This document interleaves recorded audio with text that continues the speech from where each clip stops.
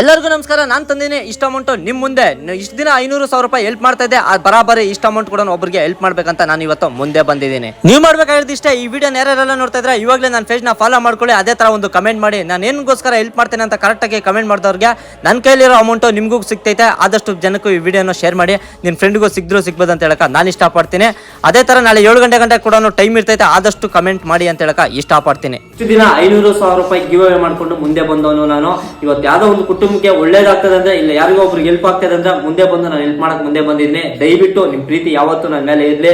ಆದಷ್ಟು ಜನಕ್ಕೆ ಒಳ್ಳೇದ್ ಮಾಡಕ್ ಹೋಗ್ತಾ ಇರ್ತೀನಿ. ಅದೇ ತರ ತುಂಬಾ ಜನ ಕೂಡ DM ಮಾಡ್ತಾ ಇದ್ರಣ, ನನ್ಗೆ 500 ಹಾಕೋಣ, ನನ್ 300 ಹಾಕೋಣ, ನನ್ಗೆ 600 ಹಾಕೋಣ ಅಂತ. ಈ ಅಮೌಂಟ್ ಮುಗ್ದಿದ್ದಾದ್ಮೇಲೆ ನೆಕ್ಸ್ಟ್ ನನ್ ಕಮೆಂಟ್ ಯಾರನ್ನ ಮಾಡ್ರಿ ಅಥವಾ ಮೆಸೇಜ್ ಯಾರನ್ನ ಕಳಿಸಿ, ನನ್ ಕೈಲಾಗಿದ್ದು 200, 300, 500 ರೂಪಾಯಿ ಕೂಡ ನಾನು ಗಿವ್ ಅವೇ ಮಾಡ್ತಾ ಇರ್ತೀನಿ ಫಾಲೋವರ್ಸ್ಗ. ನಾನು ನಂಬಿ ಬಂದ ಮೇಲೆ ನನ್ನ ಫಾಲೋವರ್ಸ್ ಯಾವ್ದೇ ತರ ಮೋಸ ಕೂಡ ನಾನು ಮಾಡಕ್ ಹೋಗಲ್ಲ.